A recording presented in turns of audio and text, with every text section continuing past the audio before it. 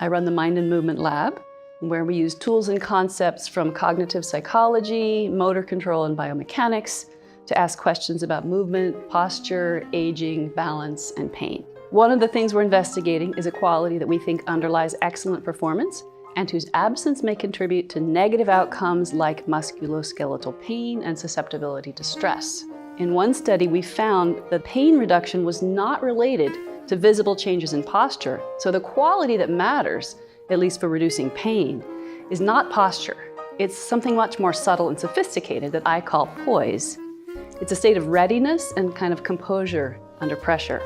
If you look for posture advice, most of what you find, even on the major medical websites, will tell you to exert effort. But our research suggests that is terrible advice. It's bad for your quality of movement, bad for your balance, and bad for back pain. For several years, I've been collaborating with a nonprofit called the Poised Project, where we're finding that this mind-body approach can help people dealing with extremely stressful life circumstances. We've done intervention studies with a mind-body practice called Alexander Technique. Participants in these studies learn how to improve awareness of psychomotor habits, inhibit excessive reactivity, and redistribute muscle tone.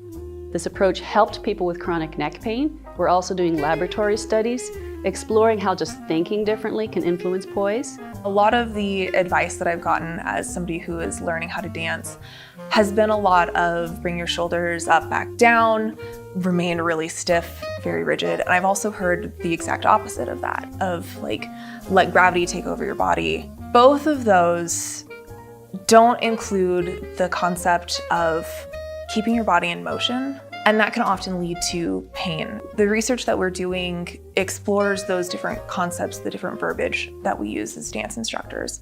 In this summer's experiment, we're asking if, when the leader thinks of themselves as light or heavy, or rigid or springy, the follower can sense a difference, and if it affects how they dance. Followers don't know what instructions the leaders receive, and they're also wearing blindfolds, so their evaluations are based only what they can feel through their hands.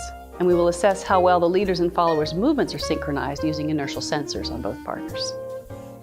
Expert dancers cultivate a connection between partners using a specific relative configuration and tension, which they call frame. A good frame allows the leader to immediately convey their intention to the follower.